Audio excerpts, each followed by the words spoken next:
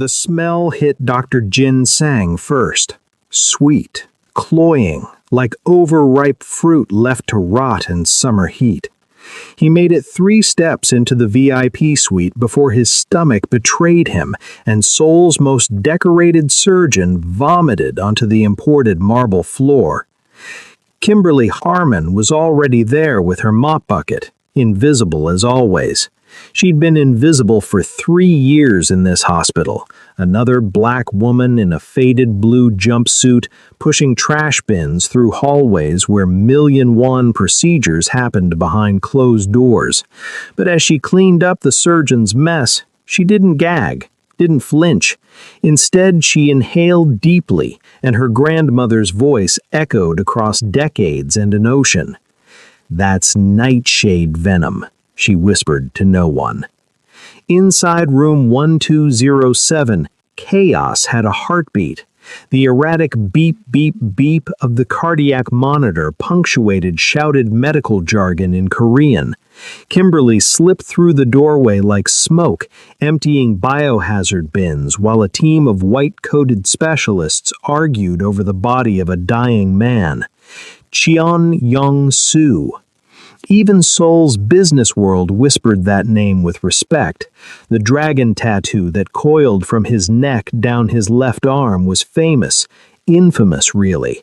But right now, that magnificent ink was disappearing beneath something far more terrifying. Black necrotic tissue spread from a wound on his forearm like spilled ink, purple veins crawling up toward his throat like fingers reaching for his heart. He was strapped to the bed, not for his safety, but theirs. Even delirious with fever, drenched in sweat that soaked through the hospital gown, Young-soo radiated danger. His fingers gripped the bed rail so hard the metal had bent. Men in black suits lined the hallway outside, guns barely concealed, their faces carved from stone and violence. "We need to amputate," Dr. Jin Sang said, wiping his mouth with the back of his hand. "It's the only option left." "Amputation won't save him," another surgeon, younger, pointed at the monitor showing Young-soo's vitals spiraling. "The infection has already entered his bloodstream. Even if we take the arm, the sepsis will kill him within hours." Kimberly's hands stilled on the trash bin. She looked at Young-soo's neck, at those purple veins spreading like roots. She'd seen this before, not in this sterile high-tech hospital, but in her grandmother's garden in Louisiana, in the humid shacks where old women still practiced medicine that predated textbooks. This wasn't gangrene. This wasn't infection. This was viper's kiss poison, a neurotoxin so rare that most modern doctors had never even heard of it. A weapon from another era, used by assassins who wanted their victims to die slowly, in agony, while the best medicine money could buy did nothing but watch. And every antibiotic they'd pumped into Young-soo's veins had fed the poison, made it stronger, spread it faster.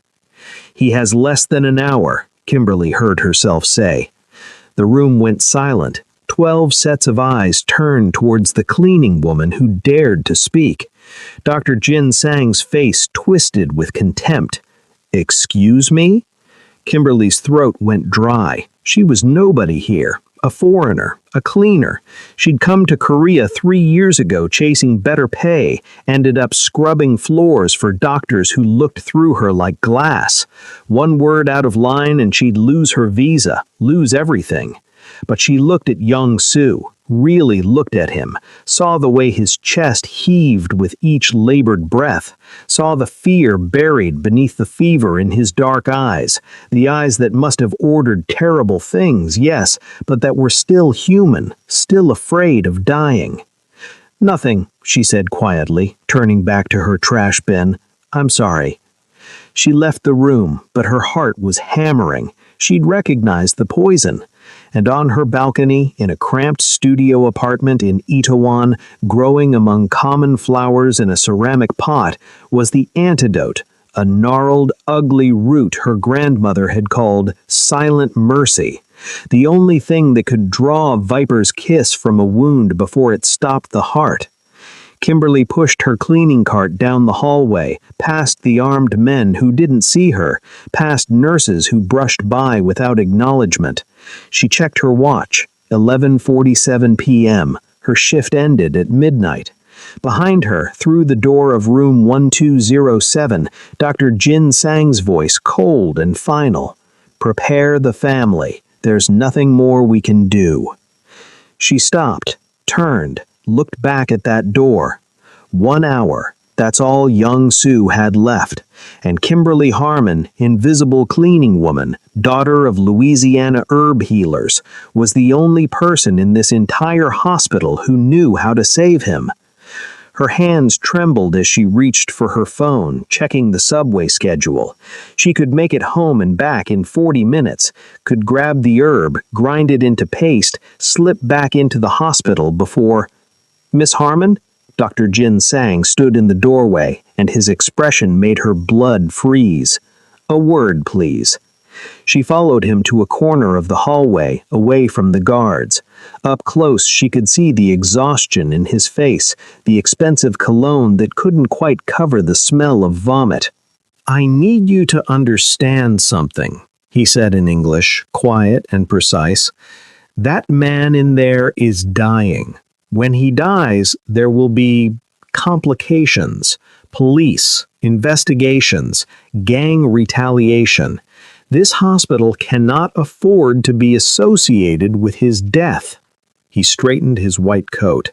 "We've done everything we can. The family will understand. It was simply his time." Something in his tone was wrong, too smooth, too practiced. Kimberly's eyes narrowed. "You're letting him die." "I'm a doctor, not a miracle worker. Sometimes patients..." "You know what's wrong with him." The words came out before she could stop them. "And you're letting him die anyway." Dr. Jin Sang's face went very still.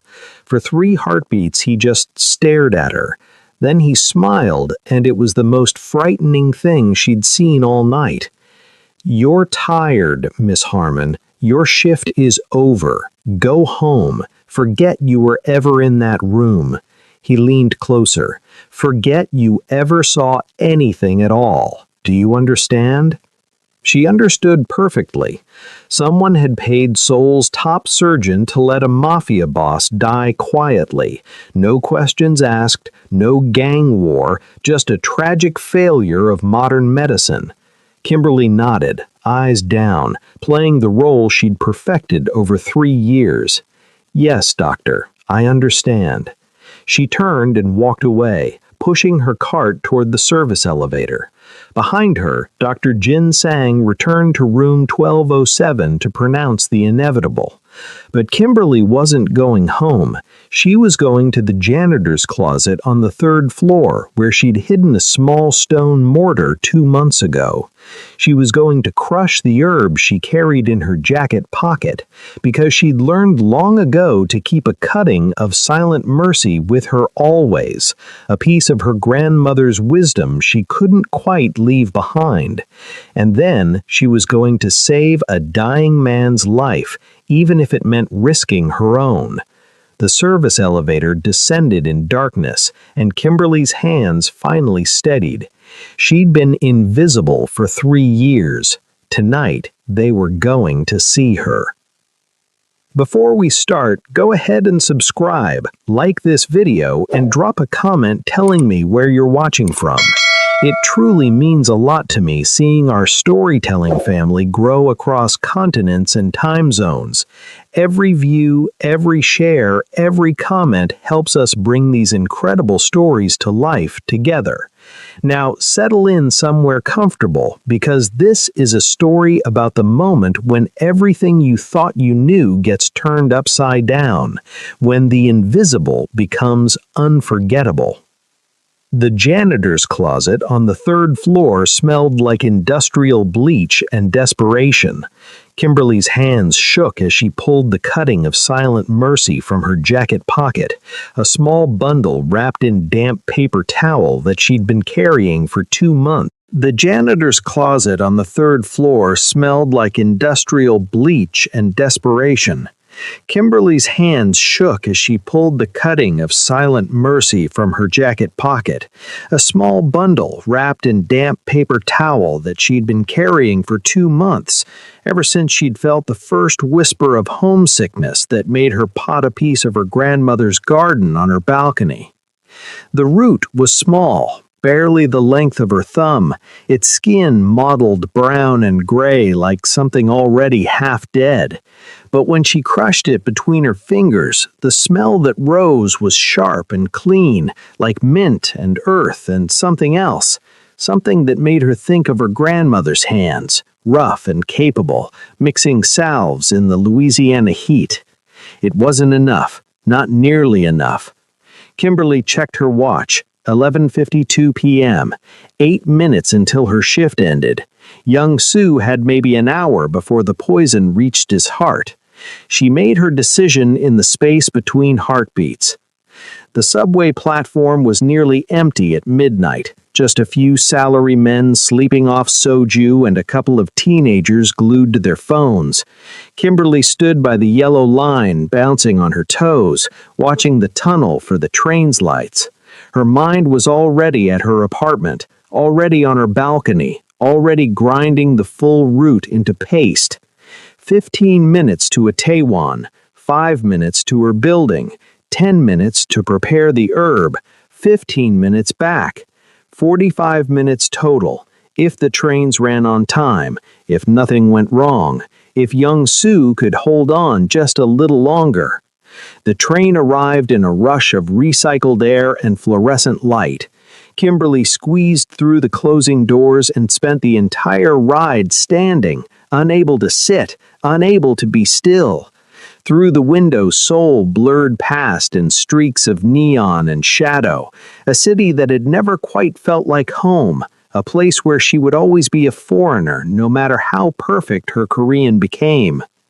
Her building was a narrow tower squeezed between a convenience store and a Norabang, the kind of place where the elevator only worked half the time and the walls were thin enough to hear your neighbors breathing. Tonight, the elevator was broken.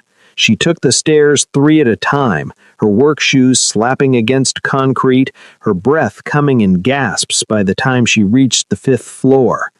Her apartment was barely larger than young Sue's hospital room, a single room with a fold-down bed, a 2-burner stove, and a bathroom the size of a closet.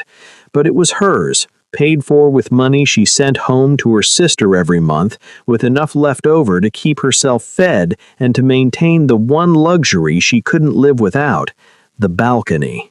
She'd spent 3 months coaxing that balcony to life.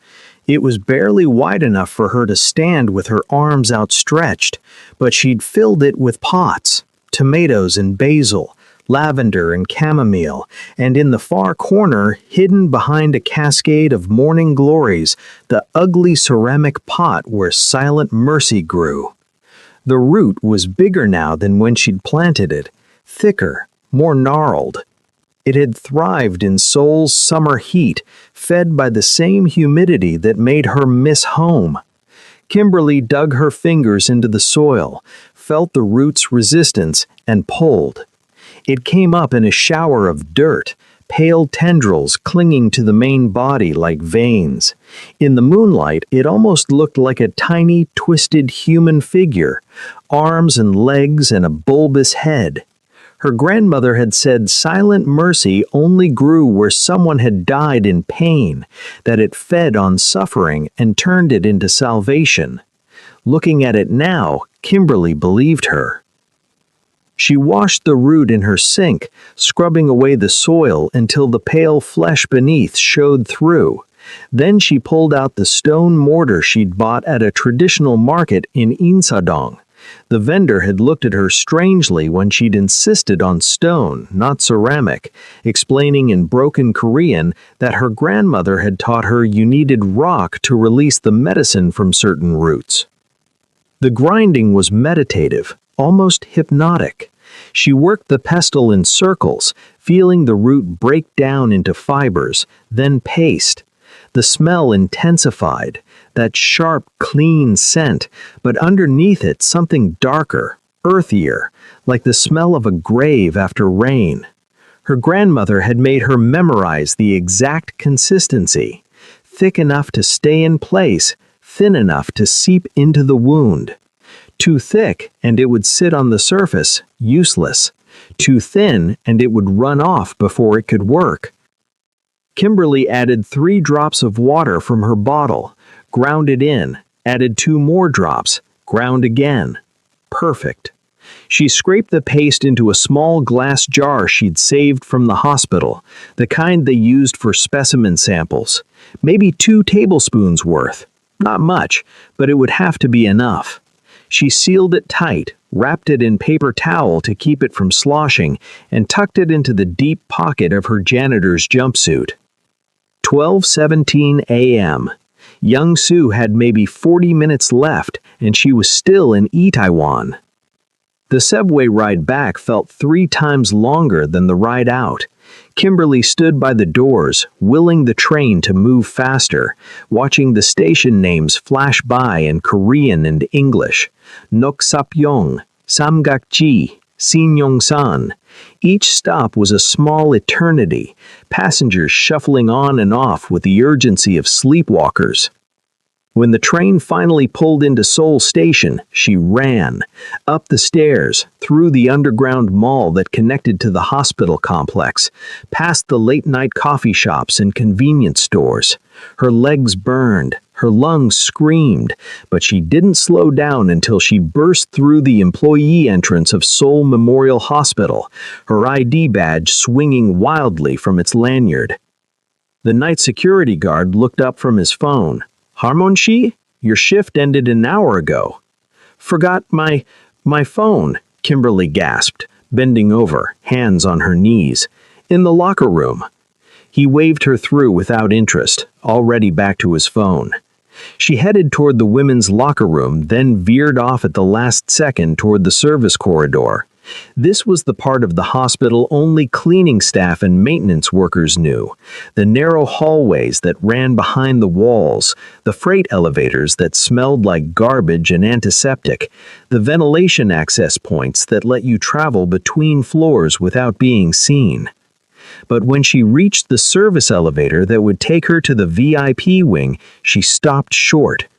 There were guards now. 4 of them, stationed at every entrance to the corridor that led to room 1207.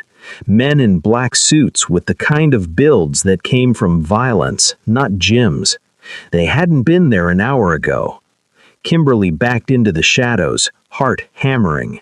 Of course there were more guards. Young Sue was dying. His people would be preparing for war, for retaliation, for whatever came after their boss took his last breath. She couldn't walk past them, couldn't talk her way through. She was nobody, a cleaner, and if they searched her and found the jar of paste, the ventilation shaft. She'd cleaned ductwork before, knew which shafts were large enough to crawl through and which ones led where. It was miserable work, cramped and dusty and hot, but right now it was her only option. Kimberly found the access panel on the wall near the freight elevator, the kind maintenance used to check air filters. She pulled out her multi-tool, a gift from the head janitor when she'd first started, the only thing she owned that felt like real professional equipment, and unscrewed the panel as quietly as she could. The shaft beyond was dark and narrow, but just wide enough for her shoulders. She pulled herself up and in, replacing the panel behind her. The metal was cold against her palms and knees as she crawled forward, following the faint sound of air circulation and the layout she'd memorized over 3 years of late-night cleaning shifts. Left at the junction, straight through the long shaft that ran above the 3rd-floor hallway. Up the vertical section, awkward, bracing her back against one wall and her feet against the other, inching upward in the darkness. Right at the 4th-floor junction. The shaft was smaller here, tighter. Kimberly's shoulders scraped against the sides. Dust filled her nose and mouth. She could hear voices below, muffled by layers of metal and insulation, doctors discussing patient cases, nurses gossiping about the cafeteria food, someone's phone ringing with a K-pop song she didn't recognize.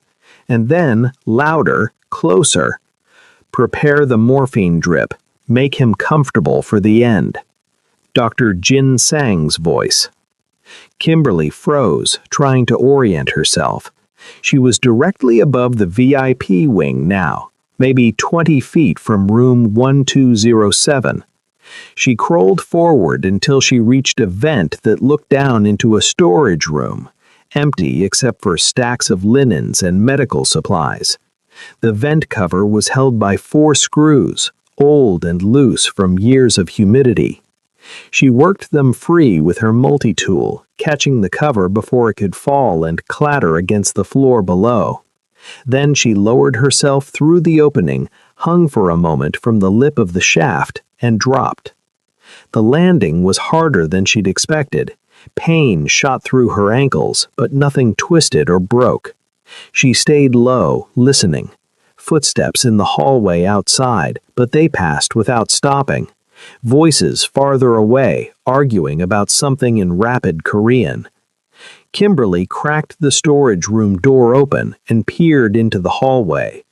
The VIP wing at night was a different world from the chaos of daytime. Dimmer lights cast long shadows. Only a skeleton crew of nurses remained, moving between rooms like ghosts. And standing outside room 1207, Dr. Jin Sang stood alone. He was on his phone, turned away from the hallway, his voice low but urgent. Kimberly's survival instincts screamed at her to hide, to wait until he left. But something about his posture, the tension in his shoulders, the way he kept glancing at young Sue's door, made her edge closer, pressing herself against the wall, straining to hear.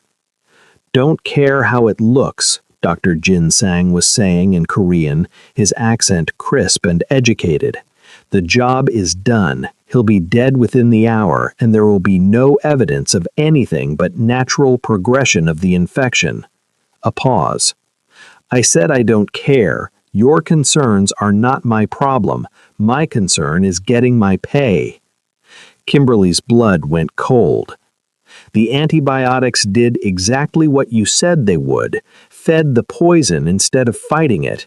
Even if another specialist examined him now, they'd just see advanced septic shock from an antibiotic-resistant infection. Tragic, but not suspicious. Another pause, longer this time. "No, I did not tell them about the neurotoxin. Why would I? I want my money, not a gang war on my doorstep." He listened to whoever was on the other end, his free hand drumming against his thigh. "The girl? What girl?" A sharp exhale. "The cleaning woman? She's nothing, saw nothing. If she had any real knowledge, she wouldn't be mopping floors." A cold laugh. "Fine, if it makes you feel better, I'll have her work visa reviewed. She'll be deported within the week. But she's not a threat, she's barely literate." The words hit Kimberly like physical blows. She pressed her hand over her mouth to keep from making a sound.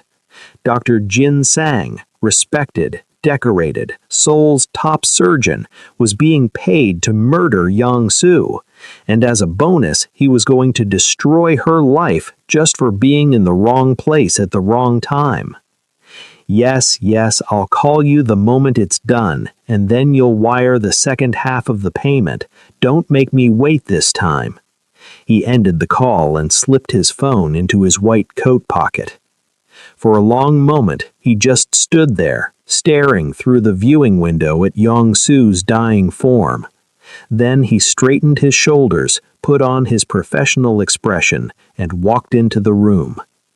Kimberly stood in the shadows, her whole body shaking with rage and fear, and something else, something righteous and burning that felt like her grandmother's hands on her shoulders, pushing her forward. This wasn't just about saving a life anymore. This was about justice. She looked at the jar of paste in her pocket, looked at the door to room 1207.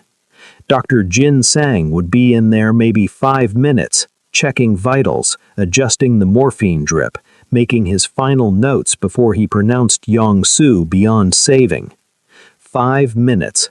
That's all she had to figure out how to get past 4 armed guards, bypass whatever security Dr. Jin Sang had set up, and apply the antidote to a wound that was probably crawling with infection and death, all without getting shot in the process.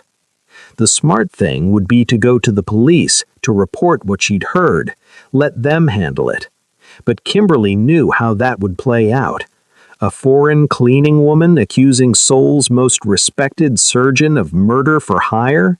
They'd laugh her out of the station before they deported her. And by then, Yong-Soo would be dead. She watched through the viewing window as Dr. Jin Sang adjusted the IV line, his movements practiced and efficient. He checked his watch, made a note on this clipboard, and said something to the 2 bodyguards who stood on either side of Young-Soo's bed. They were massive men, all shoulders and scar tissue, the kind who looked like they'd been born knowing how to hurt people. One of them, the one with the scar across his nose, Tank, she'd heard the nurses call him, said something in response. Dr. Jin Sang shook his head, gestured at the monitors showing Young-Soo's declining vitals, and shrugged with what looked like genuine regret. The performance was perfect. Kimberly almost believed it herself. Dr. Jin Sang left the room, and the guards followed him out, taking up positions in the hallway. Through the window, Kimberly could see Young-Soo alone in the bed, his chest rising and falling in shallow, labored breaths. The black necrosis had spread further up his arm, visible even from this distance. The purple veins crawled across his collarbone now, reaching for his throat like fingers. She didn't have much time. Kimberly pulled out her phone and set a timer for 4 minutes, long enough for Dr. Jin Sang to clear the wing, short enough that Young-Soo might still be conscious. Then she took a deep breath, touched the jar in her pocket like a talisman, and stepped out of her hiding place. She walked straight toward room 1207 like she belonged there, like she was just a cleaner doing her job, invisible as always. The guard saw her coming but didn't react. She was wearing her uniform, had her ID badge, looked like exactly what she was supposed to be. "Excuse me," she said in Korean, keeping her eyes down, her voice soft. "I need to clean the floor. There's vomit from earlier." Tank looked at her, then at the other guard. They had a brief conversation in low voices, then Tank nodded once. "Make it quick. Don't touch anything medical." "Yes, sir." Kimberly pushed her cleaning cart into the room, her heart beating so hard she thought it might crack her ribs. The guards stayed outside, visible through the window, but they weren't watching her. They were watching the hallway, watching for threats from outside. They didn't see the threat that was already in the room.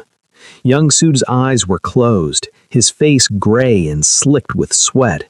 Up close, the smell of the wound was overpowering, that sweet rot that had made Dr. Jin Sang vomit, but underneath it, the sharper chemical smell of the poison itself. The wound was worse than she'd thought. The flesh around the initial cut was completely black, weeping a clear fluid that smelled like burnt sugar. The purple veins had spread across his shoulder and up his neck, pulsing faintly with his heartbeat. She didn't have 4 minutes. She had 2, maybe less. Kimberly pulled the jar from her pocket with hands that wouldn't stop shaking. She unscrewed the lid, and the sharp, clean smell of silent mercy filled the small space around the bed. It cut through the rot like a blade through silk. Young-Soo's eyes snapped open. For one terrible moment, they just stared at each other. His eyes were black and feverish and completely aware, predatory in a way that made every survival instinct in her body scream run. Even dying, even delirious, he was the most dangerous thing she'd ever been close to. "Who?" His voice was barely a whisper, raw and broken. "Who are you?" "Nobody," Kimberly said, and it was the truth. "I'm nobody, but I can save your life." His eyes traveled from her face to the jar in her hands, to the green paste inside.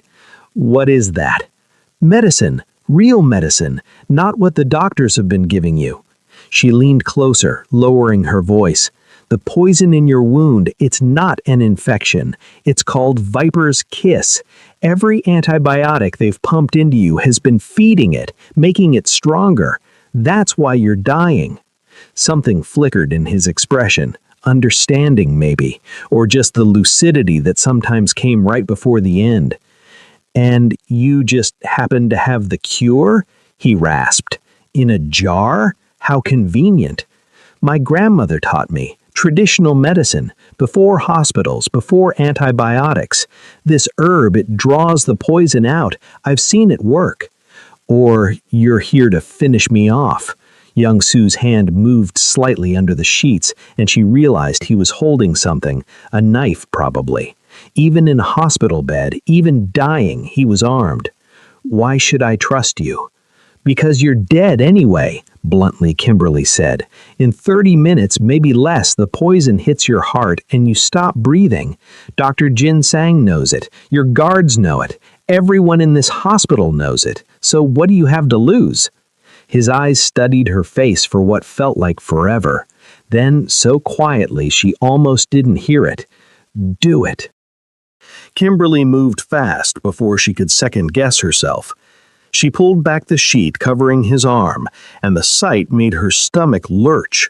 The wound was a crater of dead flesh, black and glistening, surrounded by skin that looked like it had been painted with purple ink. She could see the tendons beneath, white and stringy, and when she leaned close, she could hear a faint hissing sound, the poison eating its way deeper. She scooped a generous amount of paste onto her fingers and pressed it directly into the wound. The reaction was instantaneous and violent. The paste bubbled on contact with the poisoned flesh, releasing a white steam that smelled like burning metal. Young Sue's entire body went rigid, his back arching off the bed, and a sound came out of him that wasn't quite a scream, more like something being torn out of him by force. The door burst open. "Get away from him!" Tank had his gun out, and it was pointed directly at Kimberly's head. The second guard rushed to the bed, grabbed her by the shoulders, and yanked her backward so hard she heard something pop in her neck. "She's killing him!" Tank shouted. "She's putting something in the wound!" "It's medicine!" Kimberly gasped, struggling against the guard's grip. "It's the antidote! Look at the wound! Look!" But no one was looking at the wound. They were looking at young Sue, who was thrashing in the bed, his eyes rolled back, foam flecking his lips. The monitors were going crazy, alarms shrieking, his heart rate spiking to 180, 190, 200. "You killed him," Tank said, and his voice was absolutely calm. He raised the gun to her temple. "Wait," the second guard said. "Wait, look at the monitor." The heart rate was dropping. 190, 170, 150, settling into something that almost looked normal. And young Sue had stopped thrashing. His breathing was still labored, but it was deeper now, steadier. And the wound was changing. The black necrotic tissue was sloughing away, dissolving under the green paste like ice under hot water. Fresh pink flesh showed underneath, raw but clean. The purple veins on his neck were receding, fading from dark purple to light purple to just the faintest bruising. "What the heck?" Tank lowered his gun slightly, staring. Young Sue's eyes opened, clear-headed this time, focused. He looked at his arm, at the paste still bubbling gently in the wound, at the clean flesh emerging from beneath the rot. Then he looked at Kimberly, still held by the guard, and something like wonder crossed his face. "Let her go," he said. His voice was stronger now, no longer a whisper. "Let her finish." The guard released her so suddenly she stumbled. Tank still had his gun out, but was lowering it slowly, his expression caught between suspicion and shock. Kimberly returned to the bedside on shaking legs. She applied more paste to the edges of the wound, working it in with her fingers. Each application produced that same violent bubbling reaction, that same smell of burning metal. But each time, more black tissue dissolved, more clean flesh emerged. 5 minutes, 10 minutes, she worked in silence, aware of Tank's gun, aware of the guard's eyes on her, aware of young Sue watching her face with an intensity that made her skin prickle. Finally, she sat back. The wound was still open, still raw, but it was clean. No more black tissue, no more purple veins. Just a deep cut that would need stitches and proper bandaging, but that would heal normally now. Young Sue sat up slowly, testing his body. Color was returning to his face. The fever sweat was drying on his skin. He flexed his fingers, rolled his shoulder, and let out a long, shuddering breath. "How do you feel?" Kimberly asked. "Like I was dead and came back." Then, to Tank, "Get Dr. Jin Sang, now." Tank hesitated for just a moment, then holstered his gun and left. The second guard remained, but he'd moved to the corner of the room, giving them space. Young Sue turned his full attention to Kimberly. "What's your name?" "Kimberly Harmon." "Well, Kimberly Harmon," he smiled, and it was sharp and dangerous and full of promise. "It seems I owe you my life." "You don't owe me anything," Kimberly said, but her voice shook. The adrenaline was wearing off now, leaving her hollow and terrified. She'd just performed an illegal medical procedure on a Mafia boss in a foreign country. She'd broken about 15 laws, violated her work contract, and probably guaranteed her deportation. "I disagree," young Sue said softly. He was still looking at his arm, at the clean wound where death had been eating him alive minutes before. "But we'll discuss payment later. First, I want to hear what you know about Dr. Jin Sang." Kimberly's stomach dropped. Don't lie to me." His voice was still soft, but there was steel underneath it now. "You didn't risk your life to save a stranger out of pure altruism. You knew something. Tell me." She hesitated, weighing her options, but she'd come this far, might as well finish it.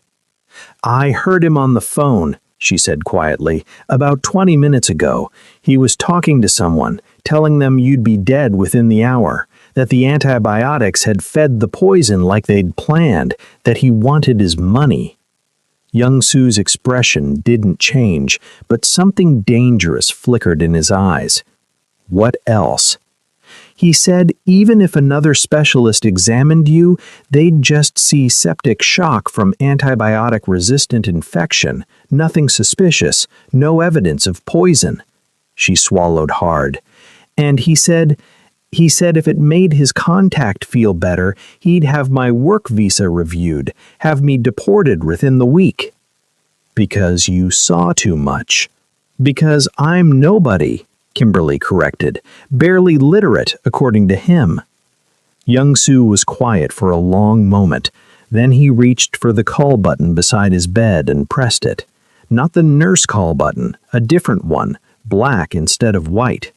Within seconds, 2 more guards entered the room, moving with the kind of efficiency that suggested they'd been waiting just outside. "Find Dr. Jin Sang," young Sue said to them in Korean. "Bring him here. If he resists, hurt him. Not too much. I want him conscious. And check his phone. I want to know who he's been talking to."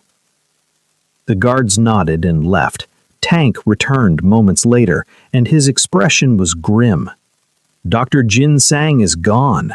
Security says he left through the Jin Sang garage 10 minutes ago. We've got people tracking his car, but..." "He ran." Young Sue's voice was ice. "He knew the timing, knew I'd be dead by now, knew the chaos that would follow. He ran the moment he thought it was safe." We'll find him, Tank promised. I know you will. Young Su shifted in the bed, testing his strength. The movement was careful, controlled, but you could see how much effort it took. He was alive, but he wasn't healthy. Not yet. But right now, I want to know who else is involved. Someone in this hospital helped arrange this. Someone gave him access, helped him disguise the poison as infection, made sure the antibiotics kept flowing. He looked at Kimberly. You work here. You see things other people miss. Who else was involved? She thought back over the past week, over the parade of specialists who'd examined Yong-Su's wound, the nurses who'd administered the antibiotics, the administrative staff who'd processed the orders. Most of them had seemed genuinely baffled by the case, frustrated by their inability to help. But there had been one person who'd seemed almost satisfied by Yong-Su's decline. The director of hospital operations, Kimberly said slowly, Mr. Cho. He was here yesterday when Dr. Jinsang announced that amputation was the only option. Most of the staff looked upset, but Mr. Cho just nodded like it was expected. And he's the one who approved keeping your room completely isolated, no second opinions from outside specialists. Yong-Su absorbed this, then turned to Tank. Bring me Cho. Not here, somewhere private. I want to have a conversation with him before the police get involved. Tank's smile was not pleasant. With pleasure. As he left, Yong-Su settled back against his pillows, exhausted but alert. The heart monitor showed his vitals returning to something approaching normal. Heart rate steady at 78, blood pressure stabilizing, oxygen saturation climbing toward 95%. The transformation was remarkable. 20 minutes ago, he'd been dying. Now he looked like a man recovering from surgery, weak but viable. You should rest, Kimberly said. Your body's been through trauma. The antidote stopped the poison, but you'll need time to heal. I've rested enough. He studied her with those dark, predatory eyes. How long have you worked here? 3 years. And before that? I was in Louisiana. My grandmother raised me after my parents died. She taught me traditional medicine, herbs, roots, things that grew wild in the bayou. I came to Korea for work, to send money home to my sister. The words came out faster than she intended, nervous energy making her babble. I thought I'd just be here a year, maybe 2, but the money was better than anything I could make back home, so I stayed. Kept my head down, kept cleaning floors, kept pretending I didn't know more than the doctors sometimes. Why didn't you use that knowledge? You could have worked in medicine even without formal training. Kimberly laughed, but there was no humor in it. I'm a black woman with no degree working on a visa in a foreign country. Who would hire me? Who would listen to me? I tried once, in my first month here, told a nurse that a patient's symptoms looked like a reaction to medication, not a new infection. She reported me to my supervisor for overstepping. I almost lost my job. She shook her head. So I learned to be invisible. It's safer that way. Young-Su was quiet for a moment. You weren't invisible tonight. No, she agreed softly. I wasn't. The door opened and a nurse entered, young, maybe mid-20s, with wide eyes that went even wider when she saw Young-Su sitting up. She'd probably been told to prepare for a death, not a recovery. Mr. Cheon, you're awake. How do you feel? Better. I need the wound properly cleaned and bandaged, and I need fluids. Saline, not antibiotics. No more antibiotics. His voice was firm, commanding. And get me whoever's in charge of this floor. I want to speak with them immediately. The nurse nodded and fled. Within minutes, the room was filling with staff, nurses, a resident doctor, a supervisor. They stared at young Su like he was a ghost, which in a way he was. They'd all been prepared for his death. Some of them probably had already started the paperwork.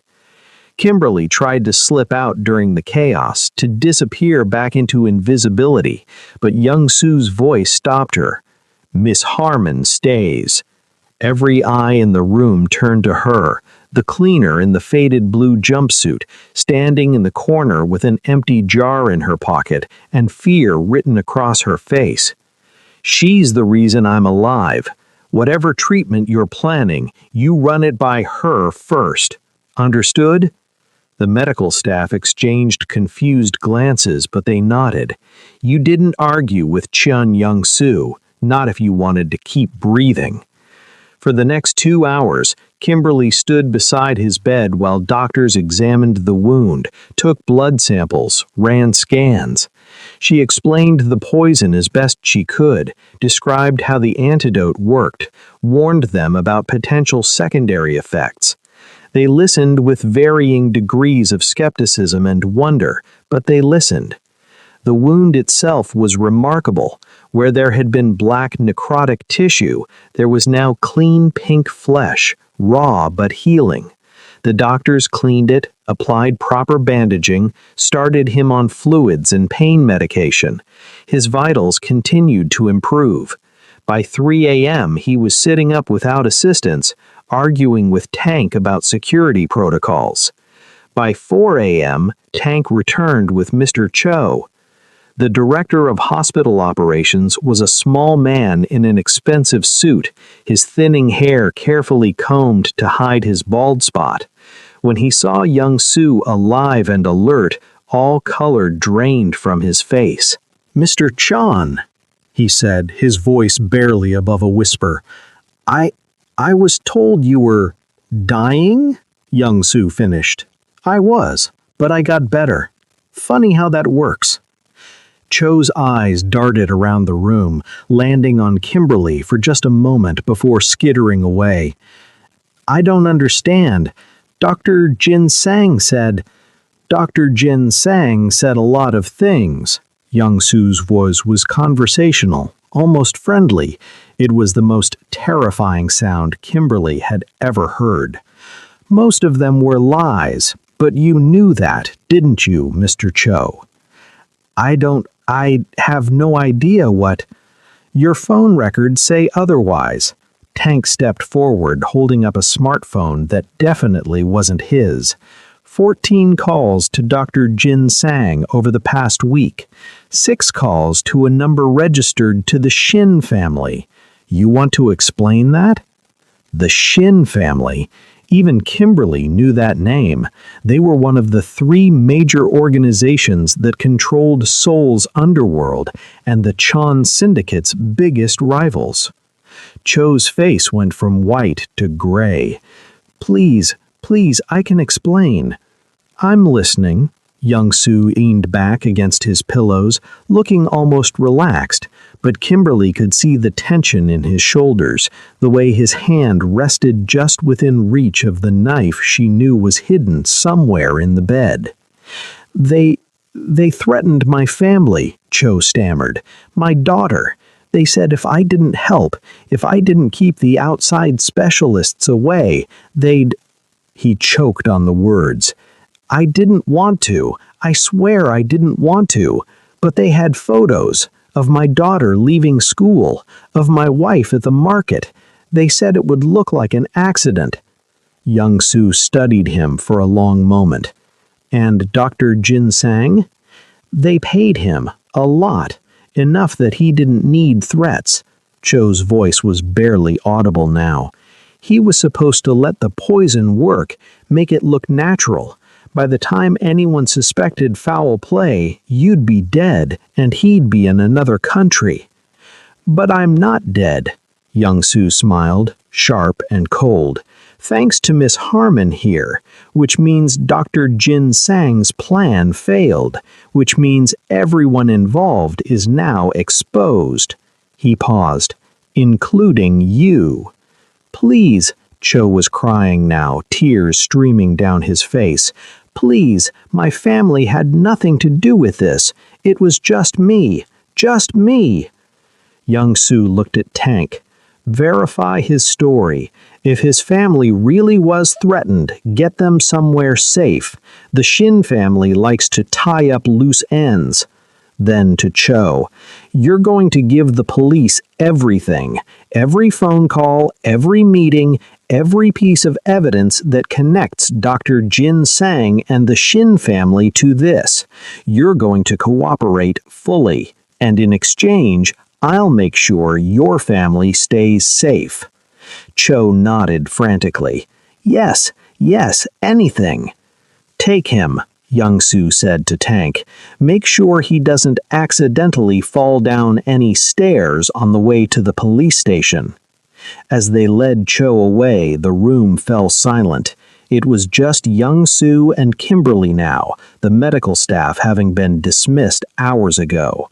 Dawn was starting to break outside the window, painting the Seoul skyline in shades of pink and gold. "You're exhausted," Young-soo observed. Kimberly realized she was swaying on her feet. She'd been awake for nearly 24 hours, had crawled through ventilation shafts, had saved a man's life, and exposed a conspiracy.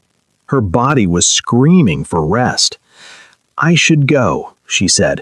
"My shift starts in 4 hours and—" "No." The single word stopped her cold. "No?" she repeated.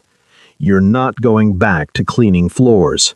Young-soo shifted in the bed, his expression serious. "You saved my life. That comes with consequences. Good ones in this case, but consequences nonetheless." "I don't want money," Kimberly said quickly. "I just wanted to—" "I know. You wanted to do the right thing, but that doesn't change the facts.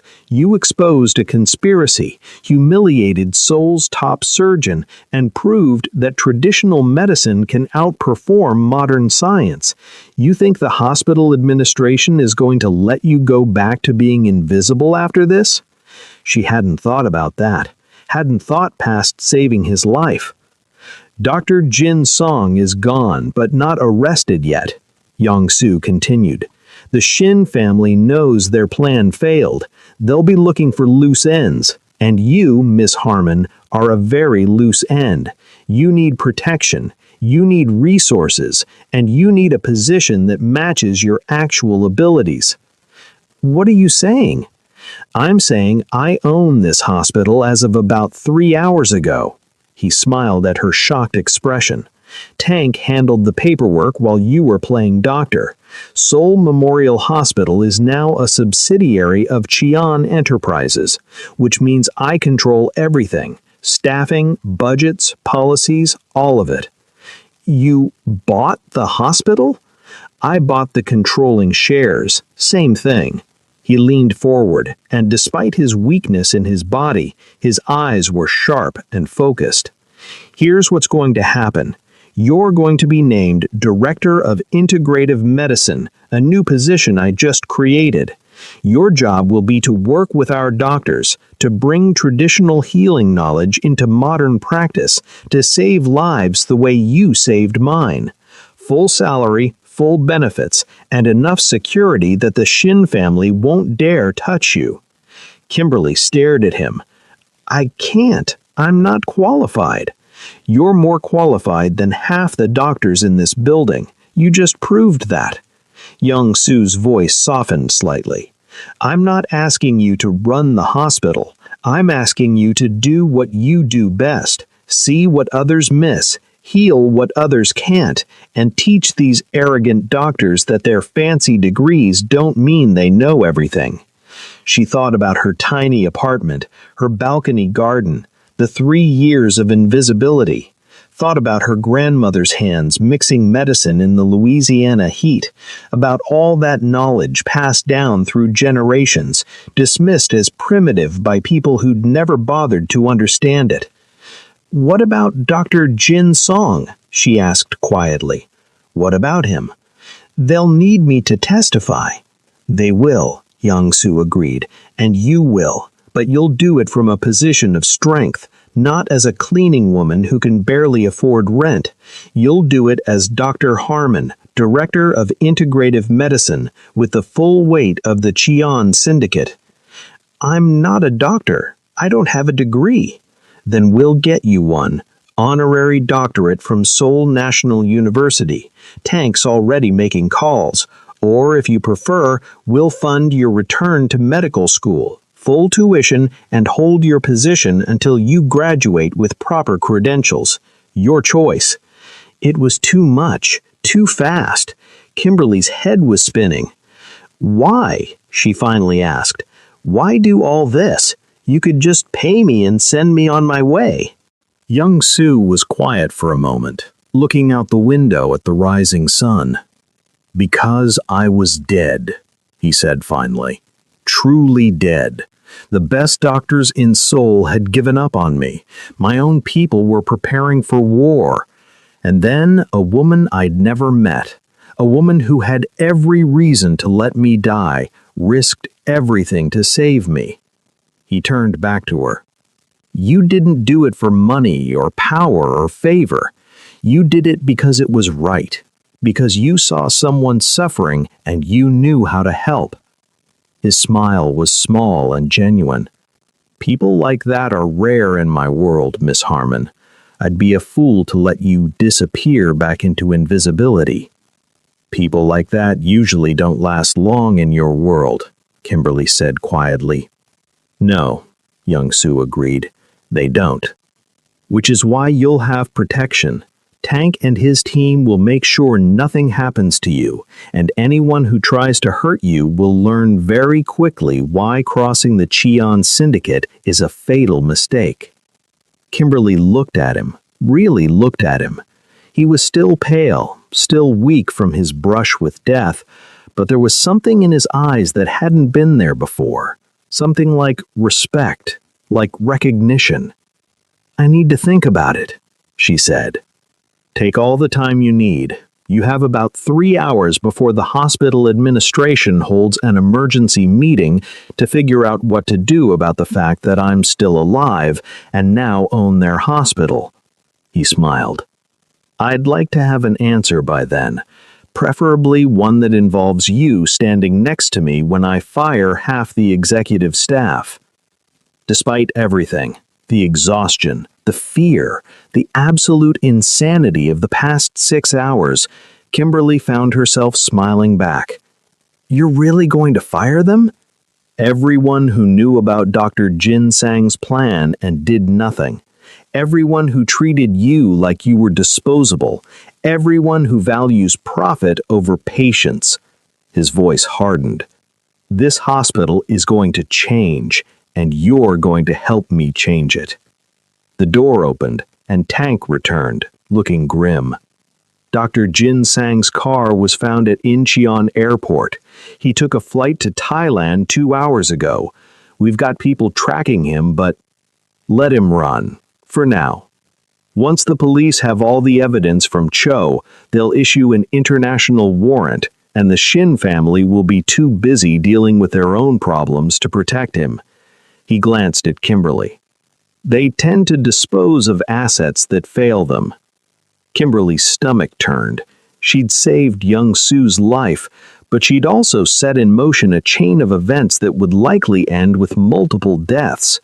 The thought should have horrified her. Instead, she felt a cold sort of satisfaction. Dr. Jin Sang was willing to let a man die for money, had been willing to destroy her life just for being inconvenient. Whatever came to him now, he'd earned it. Get some rest, Young Soo said to her. Tank will take you to one of our apartments. It's secure, comfortable, and close to the hospital. Sleep, eat, process everything that's happened, and then we'll talk about your future. I have my own apartment. You had your own apartment. As of now, it's under surveillance by the Shin family. They know who you are, know where you live. Until this is resolved, you're staying somewhere safe. His tone left no room for argument. Tank stepped forward, his massive frame somehow gentle. Come on, I'll drive you. Kimberly looked back at young Sue one last time. He was already reaching for his phone, probably calling more of his people, setting more pieces in motion. Saving his life had pulled her into his world whether she wanted it or not. "Thank you," young Sue said quietly, not looking up from his phone. "For my life, for the truth, for being brave when it would have been easier to walk away." "You're welcome," Kimberly said, and then, because she couldn't help herself, "Don't die again. That herb doesn't grow quickly." His laugh followed her out into the hallway. 3 weeks later, Kimberly stood in what used to be a storage room on the 4th floor of Seoul Memorial Hospital. It wasn't a storage room anymore. It was her office, spacious, well-lit, with windows overlooking the city and enough space for both her desk and a small laboratory setup where she could prepare medicines. The brass nameplate on the door read, "Dr. Kimberly Harmon, Director of Integrative Medicine." The honorary doctorate had come through faster than she'd expected. Seoul National University had been very accommodating once Young-Soo's lawyers explained the situation, and while she knew the degree was more political than academic, she'd earned it in the ways that mattered, not through exams, but through saving a life everyone else had given up on. Dr. Jin Sang had been arrested in Bangkok 2 days ago.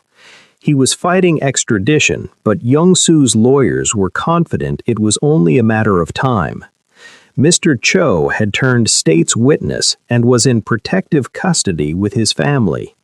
The Shin family's operations had been disrupted by a series of coordinated police raids, their leadership scrambling to avoid prosecution. And Kimberly had testified at 3 separate hearings, each time standing in front of rooms full of lawyers and judges and police officers, explaining how a rare neurotoxin could be mistaken for infection, how traditional medicine could save lives that modern science couldn't, how the most dangerous poison sometimes came from those who were supposed to heal. She'd expected them to dismiss her, to question her credentials, to treat her the way Dr. Jin Sang had, like she was barely literate and had no business speaking. Instead, they'd listened, they'd taken notes, they'd asked intelligent questions, and thanked her for her expertise. It turned out that having the Chen Syndicate's full support made people take you seriously. Knock knock. Kimberly looked up to see Young-Soo standing in her doorway. He was dressed in a dark suit today, his arm still bandaged but healing well. The scar would be permanent, a raised line of pale tissue running from his wrist to his elbow, but the wound itself had closed cleanly, no infection, no complications. "Mr. Cho," she said, standing, "I didn't know you were visiting today." "It's my hospital. I can visit whenever I want." He stepped inside, looking around the office with approval. "Nice space, better than a janitor's closet." "Significantly better," she agreed. "I wanted to check on your first cases. Tank said you've been busy." She had been. In 3 weeks, she'd consulted on 14 cases, patients whose conditions weren't responding to traditional treatment, whose symptoms didn't match any known diagnosis, whose doctors were running out of options. She'd approached each one the way her grandmother had taught her. Observe, listen, smell, trust your instincts. 3 of those cases had been solved with herbal remedies. 4 had been solved by recognizing environmental factors the doctors had missed. 2 had required her to work alongside the medical team, combining traditional and modern approaches. The other 5 she'd referred back to conventional medicine because sometimes antibiotics and surgery were exactly what the patient needed. "It's going well," Kimberly said. "Better than I expected. Some of the doctors are still skeptical, but others are genuinely interested in learning." "And the ones who aren't interested?" "They'll come around, or they'll leave. Either way, it's their choice." She smiled slightly. I'm not trying to replace modern medicine, I'm trying to complement it, fill in the gaps, save the patients who fall through the cracks. Young-soo nodded, then walked to her window looking out at the city. I wanted you to know that Dr. Jin Sang will be back in Seoul by the end of the month. His trial is scheduled for early next year. I know. The prosecutor's office called me yesterday. They'll put you on the stand. Defense will try to tear you apart, question your credentials, your methods, your motives. They'll imply you're a charlatan who got lucky, or worse, that you poisoned me yourself to create a situation where you could look like a hero. Kimberly had already thought about this, had already prepared herself for it. Let them try. The evidence doesn't lie. The medical records show exactly what happened, how the antibiotics accelerated the necrosis, how the antidote reversed it.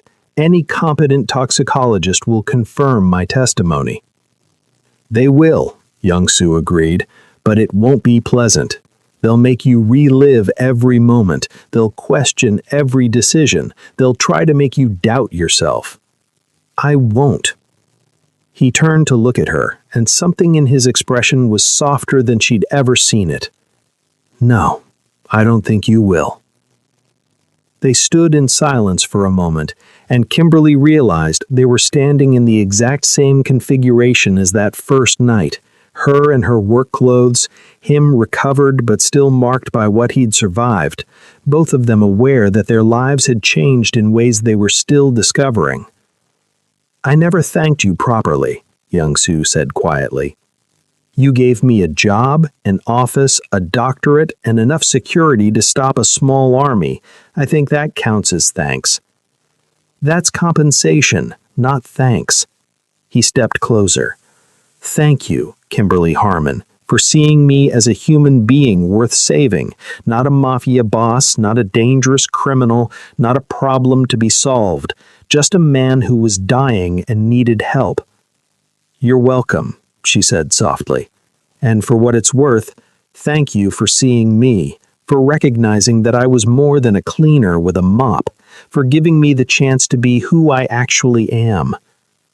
Young-soo smiled, and it was genuine. No calculation, no danger, just warmth. Partners, then.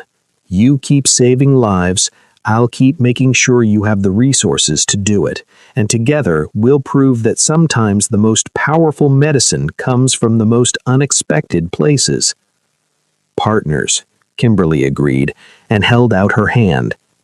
He shook it, his grip firm and warm. As he left, Kimberly turned back to her desk where case files were already stacking up, patients who needed help, mysteries that needed solving, lives that hung in the balance. She thought about her grandmother, about those hands mixing medicine in the Louisiana heat, about all the women who'd come before her and kept this knowledge alive through generations of dismissal and disrespect. They'd been invisible too, but they'd never stopped healing. And neither would she. She picked up the first file and got to work.